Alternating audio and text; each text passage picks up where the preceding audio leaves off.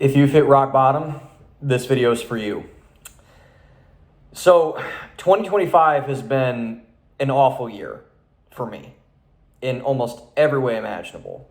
Romantically, business-wise, creativity-wise, even though I launched a book, whatever. And it all apexed around April of this year. So April of this year, I was actually riding pretty high. I just hit a record month in business, just crossed 20K in revenue a month for the first time, cash collected, was doing really well from all facets, and then it just stopped. The lights just shut off. And I couldn't attract a customer to save my life. I was way over my skis on ad spend. I couldn't get any new clients to fulfill. Like everything just stopped working with my business. And as well, I had just financed this book launch. I had just gone into a new direction in terms of my content, my coaching, everything like that. And nothing was working.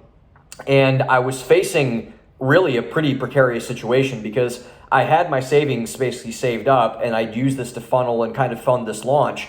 And now with the revenue on the back end drying up, I couldn't get off the ground anymore.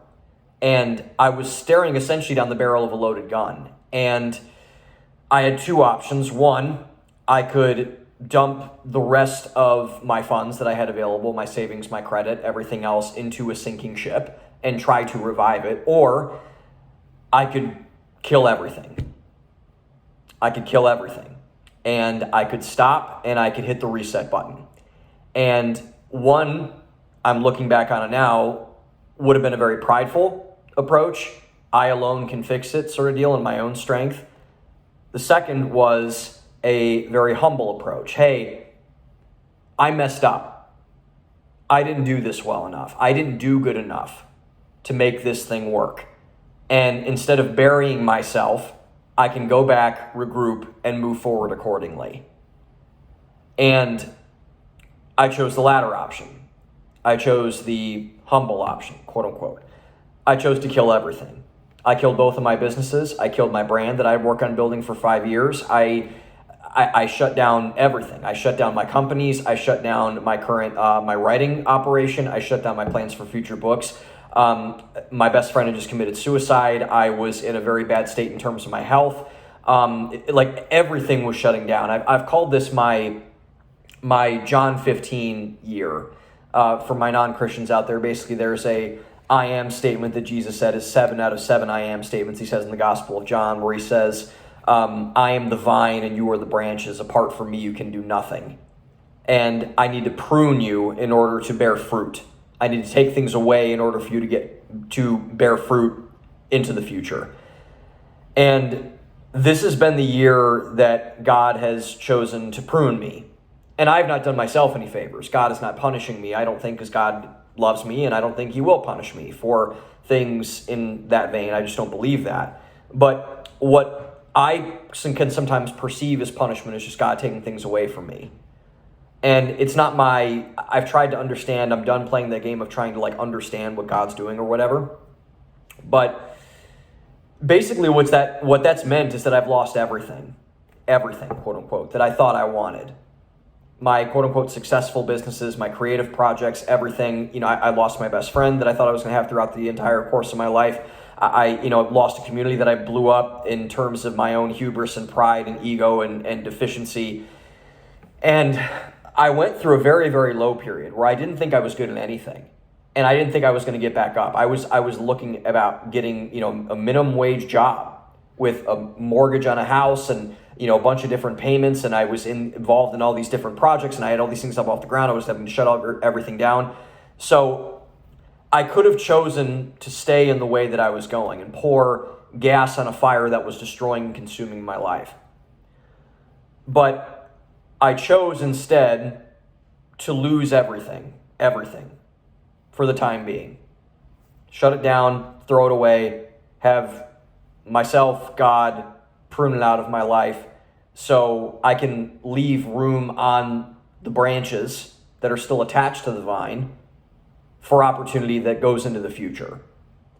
And that was very hard. It was very hard because a part of me died when that happened. When all of that happened within like a 2 or 3 week span, by the way. And I said, okay, one of the people I love most in this world is now dead.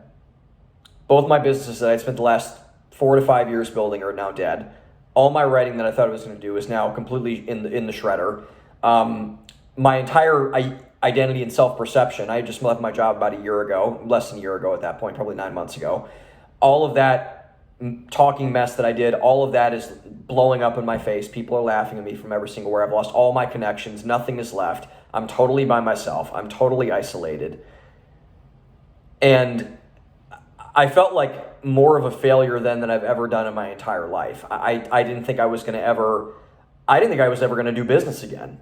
I thought I was going to sit back and do nothing and just let life happen to me and get a normal job, get a regular job. But instead, and I would have done that. I would have had to do that if I would have pressed forward. But instead, I chose to lose everything. Everything. So what is everything, quote unquote? The things you think you want. Money, status, a good business, notoriety, fame, fortune, whatever you think you want. And I thought I'd taken those things out of my life, but I really didn't. I still idolized them. I still pedestalized them. I still did everything that I needed to do to kind of fit that on there. But when I look at the last couple months, ever since this happened, they've been some of the most fruitful months of my life. I've realized how lucky I am in terms of I do have everything, the actual everything. I have great friends. I have a God that loves me. I have my health. I have multiple communities of people I can reach out to. I have a great family.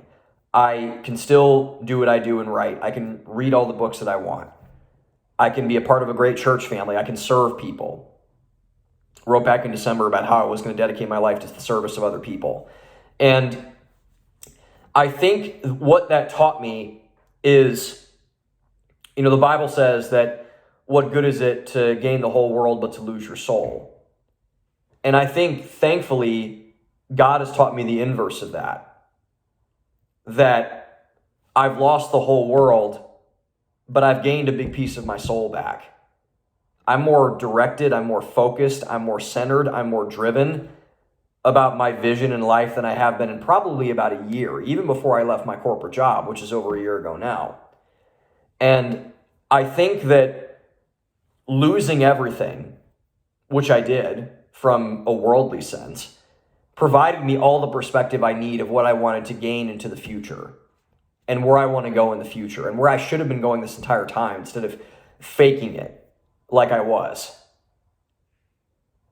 And I'm very grateful for that. So if you're in a season right now where you feel like, man, I just can't catch a break, everything around me is falling apart, look at what actually is falling apart. Is it something that is truly important, truly meaningful, truly impactful, truly at the center of your life, the thing that should provide value to you, provide utility to your life? Or is it something that's driving your own ego and driving your flesh and driving the world? Because what I would argue is you should lose that if it's the latter. If it's the former, you should pay attention to it. And by the way, I think my best friend dying was definitely not a worldly thing. That was a very deeply spiritual thing. I confirmed him in the Catholic Church when I was still a Catholic. But I think he was the biggest thing out of all of the other things to point me back. Because when my friend died, that was the thing I cared about more than anything else. I had no money coming in. I was broke. I didn't have a job. I didn't have any source of income, no income from my business whatsoever. Making maybe $50 a month back in those days.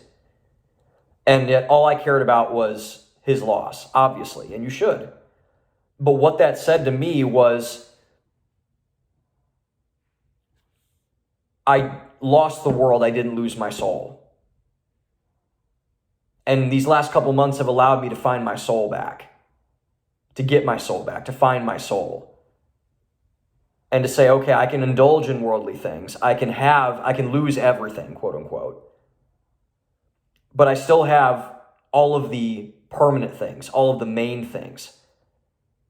And that's been really, I think, the most powerful lesson I've learned this year is that, when losing everything really isn't that big of a deal if it's the wrong everything you're emphasizing. Because there's a difference between a right everything and a wrong everything. And what we do, unfortunately, is we focus on the wrong everything versus the right everything.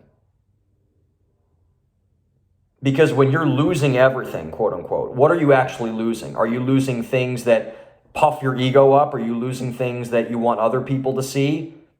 Or are you losing things that are core to your identity, core to who you are, core to who God is calling you to be?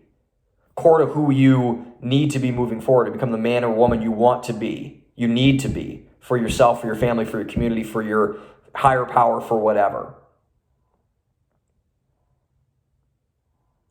And so I really have hated the last 6 months of my life up until very recently, but now I think I'm finally learning the thing that I believe God is trying to tell me is that like Jesus said, what good is it for a man to gain the whole world but to lose his soul? That's Mark 8:36. But I'm starting to figure out that gaining my soul but losing the world is a very different thing. And thank God for that. So I did lose everything. And I'm not going to get it back. That's gone. But the things I do have, I'm very grateful for that. So if you're feeling like you're losing everything, number one, I'm sorry, because it does suck no matter what. It does suck.